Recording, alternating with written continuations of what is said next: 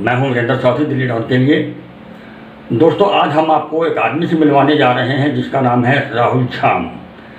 आज कोविड महामारी को लेकर के जहां पूरे देश में हाहाकार मचा है, लोग शवों से अपने परिजन की दूरी बनाए हुए हैं, ऐसे में सहारनपुर के एक शख्स ने, जिसका नाम राहुल झाम है, कोविड मृतकों के अंतिम संस्कार की पूरी जिम्मेदारी ली है और इस काम को वो अंजाम दे रहे हैं। वो सुबह ही शमशान घाट पहुंच जाते हैं और शाम तक शमशान घाट में वो लोगों के अंतिम संस्कार के लिए क्रिया को पूरी कराते हैं।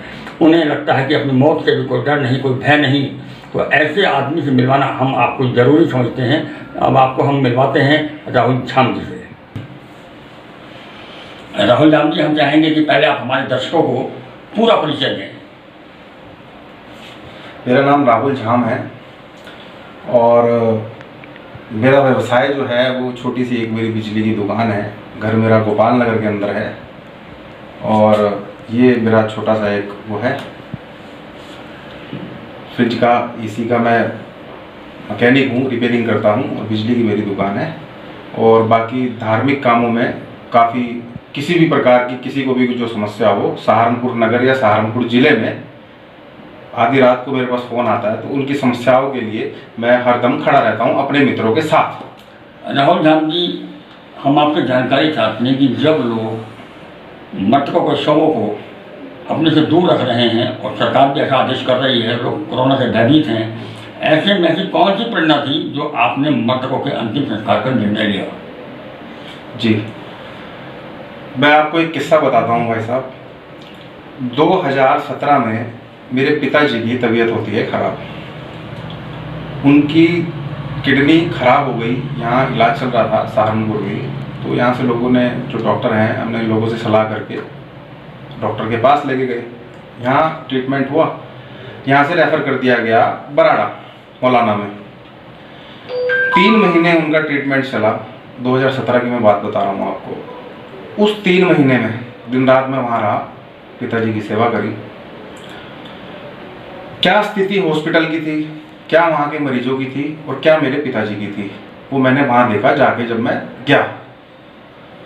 जो पीड़ा उन्होंने सही और जो लोग बाग और अपने परिचित को या परिवार के सदस्यों को लेके आ रहा था, जो पीड़ा उनके दिल में थी वो पीड़ा मेरे दिल में थी। मैं देख रहा था कि हर व्यक्ति, कोई किसी की किडनी की प्रॉब्लम है, किसी के पैर में प्रॉब्लम है।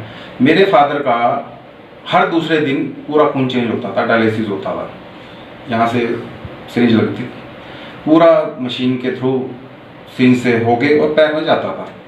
ये कितनी पीड़ा होती होगी उस इंसान को, जिस इंसान का पूरे शरीर का ब्लड निकल रहा है और शरीर के अंदर जा रहा है।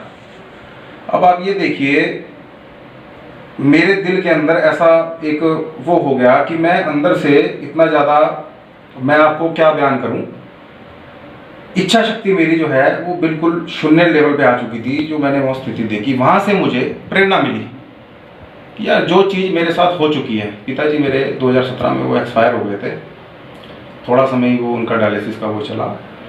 जो स्थिति मेरे पिताजी की रही, मेरे मन के अंदर ये भावना आई कि कोई भी व्यक्ति, वो गरीब हो, वो किसी भी जात बिरादरी का हो, मुझे उससे कोई मतलब नहीं है। अगर उस व्यक्ति की मेरे पास कॉल आती है, मैं उसकी हरदम सेवा करूँगा। वो चाहे कोरोना का तो अब चला ना, कोरोना के जितने भी सहारनपुर नगर और सहारनपुर ज़िले के अंदर जो व्यक्ति सक्षम नहीं है, जो व्यक्ति पार्थिव शरीर को हाथ नहीं लगा सकता, उसका बीड़ा हम 4 भाइयों ने उठाया। मैं हूँ, मेरे साथ गौरव कक्कड़ है, संचित अरोड़ा है और एक सुनील शर्मा है। इन 4 लोगों ने हमने बीड़ा उठाया। सहारनपुर नगर के अंदर कोरोना की जो पार्थिव शरीर है, डेड बॉडी है, वो या तो शिवपुरी अम्बाला रोड शमशान घाट पे, दूसरा नुमाइश कैंप के शमशान घाट में आती है। सुबह 8 बजे से कल हमने 22 संस्कार करवाए, अपने दोस्तों के साथ 22 संस्कार करवाए।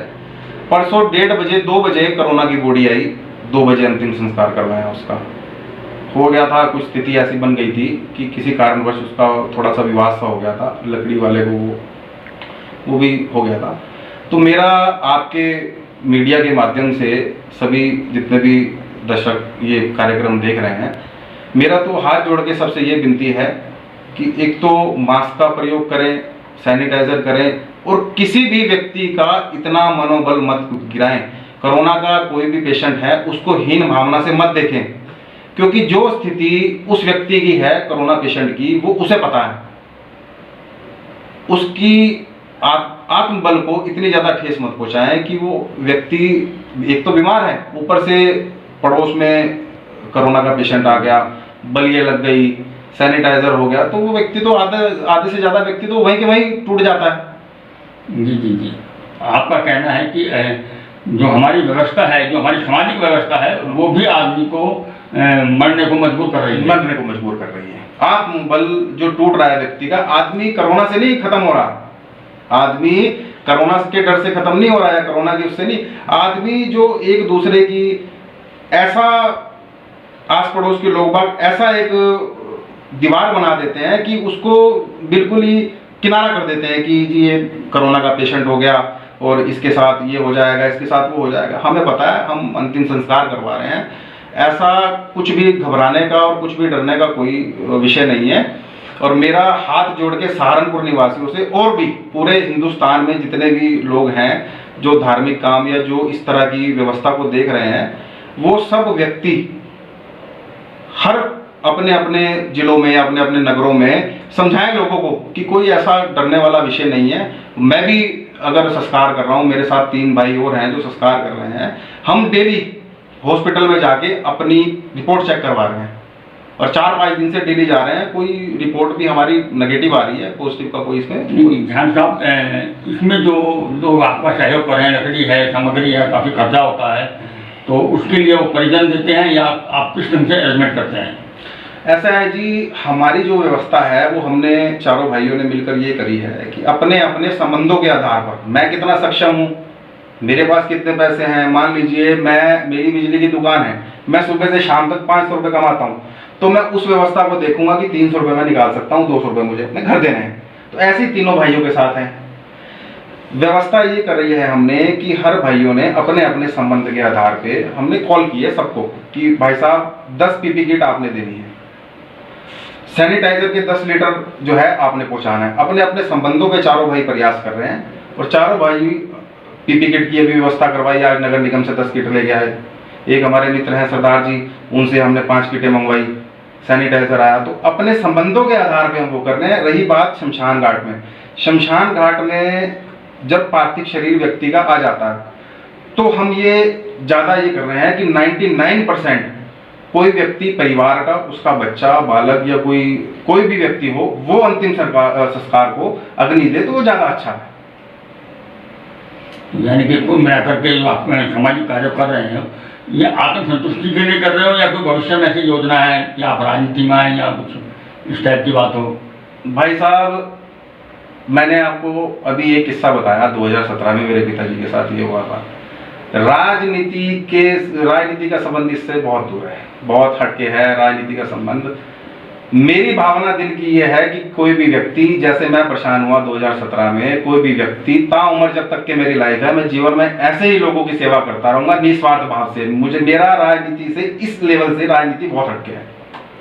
तो ये थे हमारे राहुल धाम, ये थी उनकी विचारधारा। आज भी हिंदुस्तान में सैकड़ों लोग मौजूद हैं जो पूरे समाज के लिए प्रेरणा बनते हैं, राजनीति और बिल्कुल इन तरह के मुद्दों से वो अलग हट करके एक समाज सेवा कर रहे हैं। जान साहब, जो आप तमाम अंतिम क्रिया में लगे हुए हैं, इसमें क्या आपको कोई सरकारी स्तर पर, शासन के स्तर पर या प्रशासन के स्तर पर कोई सहयोग मिल रहा है, या कोई आप इस तरह की अपेक्षा करते हैं कि कोई आपको शासन प्रशासन से सहयोग मिले? जी, प्रशासन की तरफ से सहयोग हमें इतना है, इतना का मतलब ये हो गया कि कोई भी किसी भी प्रकार की समस्या, रात को अगर 12 बजे संस्कार आ गया, क्योंकि ये नॉर्मल तो नहीं होता ना, रात को हमारे उसमें जो है रीति रिवाज में 5-6 बजे का अंधेरा छिपने के बाद, अब इसमें क्या है कि 12 बजेगा, 1 बजेगा, 2 बजेगा, रात 3 बजेगा भी अगर संस्कार आता है तो हम उसके करते हैं। तो प्रशासन की तरफ से हमें कोई दिक्कत नहीं आ रही है, वो हमारा पूरी तरह से सहयोग कर रहे हैं। नहीं, कुछ आर्थिक रूप से आपको उम्मीद है कि प्रशासन आपको सहयोग करे?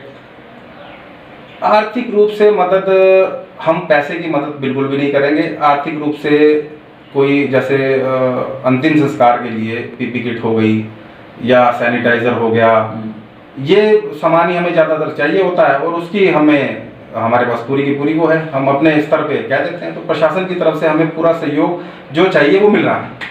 और मेरा आपके न्यूज़ चैनल के माध्यम से यही कहना चाहता हूँ, हर व्यक्ति इस काम में बढ़ चढ़कर आगे आए। अपने मन में अगर कुछ करने की भावना है तो कम से कम ये काम कीजिए, आपको मैं कह रहा हूँ दिल से, आपको बहुत ज़्यादा सुकून मिलेगा। धन्यवाद। अगर आपने हमारे चैनल को सब्सक्राइब नहीं किया है तो सब्सक्राइब कीजिए, लाइक कीजिए, शेयर कीजिए और हाँ बेल आइकन को दबाना ना भूलें ताकि बाकी अपडेट्स आपको सबसे पहले मिलती रहें। नमस्कार।